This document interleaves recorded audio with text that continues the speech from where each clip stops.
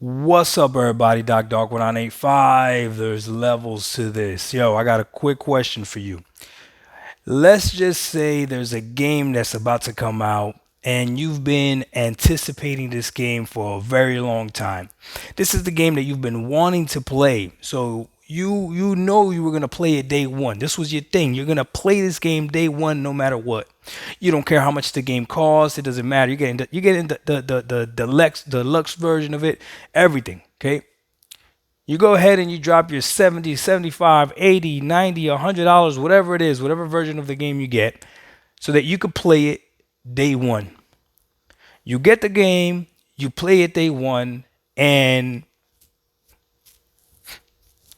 there's issues with the game. Not issues that break the game completely, not issues that don't allow you to finish the game, but there's issues with the game. There was no issues with the money that you paid the company or the publisher. There's no issues with the money that you gave them, but there's issues with the game.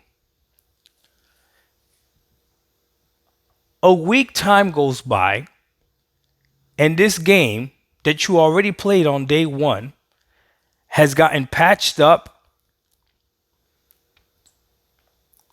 And to make matters even worse, is now at a discount.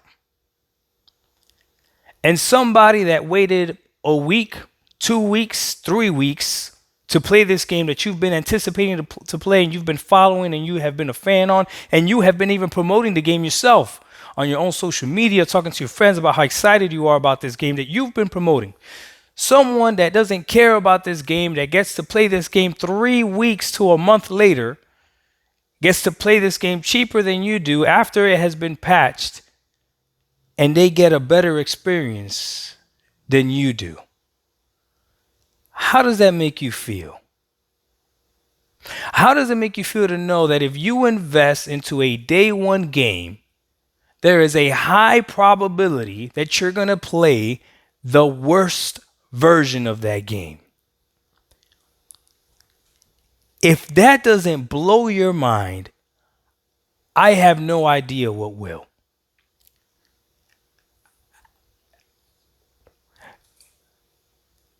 Is this something that has been going on in the gaming industry for a while? When did it start? Did it start in the 360 era? Games would drop and they need patches. PS3 era, games would drop and need patches. PS4, Xbox One, or was this something new with this generation that games drop and you can bet money that it's going to need a patch? I guarantee you, if I put up a poll and I said, hey, if a game drops day one, what's the probability that it's going to need a patch? Would you bet money that it would or that it wouldn't? I guarantee you I'd get probably like 95% of people say yes, I would bet money that it would need a patch. But why is that the norm? Why can't these publishers or these developers that are making the game run the game through the same analysis that all these other YouTube analysis channels do? Why can't they do the same thing that Digital Foundry does, or what's another one, NX Gamer, or whoever it is? Why can't they do the same thing before they release the game to the public? Instead, they release the game to the public. They would hope that we don't notice and we don't pay attention. And then later on release patch notes for the game or patches for the game to make the game be better. And if you're going to say that, well, they need our feedback to know what needs to be fixed with the game, then I would say to you that they don't need our full price. They don't need to charge full price for the game if they're going to need our feedback, because at that point now we are both invested in making this product better. When that wasn't my end of the bargain. My end of the deal was I give you the money, the entire lump sum of the money. You give me the entire lump sum of the product.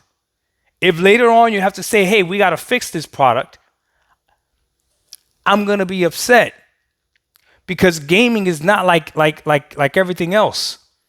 That experience that you're having right then and there, the first time you play a game, you can't recreate that. And let's say you're in an intense firefighter or something and anything that breaks the immersion of the game messes up that experience, even just if it's just a minor, even if it's just a minor hiccup, it's important enough because that other person that gets to play the game a month from now is going to be immersed in that experience and is not going to have that same hiccup that I had and I paid full price for the game or I decided to play the game day one. I'm just curious. I don't know if I'm speaking for someone or for a group of people that don't want to be spoken for. If that's the case, tell me, hey, Doc, I don't care. I don't care if a game drops frames. I don't care that I gave the company full money for it. I don't care that I'm playing the game day one. I don't care. Let me know. Maybe I'm tripping. But for me, I know what I'm going to do. I am more than likely going to wait to play a game. I'll at least wait a full day, probably, before I actually play a game. Because even right now, as we speak, there's a patch that's being downloaded for Atomic Heart on my Xbox Series X. I don't know what that patch fixes. I don't know if it fixes performance or whatever. But all I know is that there's a patch right now to fix this game. And I know that there's plenty of people out there that have already played the game, that have already beaten the game. And I can bet money that when I get to play it, it's going to be a better experience than what they got to play. That's crazy, huh? Doc Dog 1985. Oh, there's levels to this. Let me know what you think. And then they still got the... I'm not even going to talk about the price anymore. We out. Peace.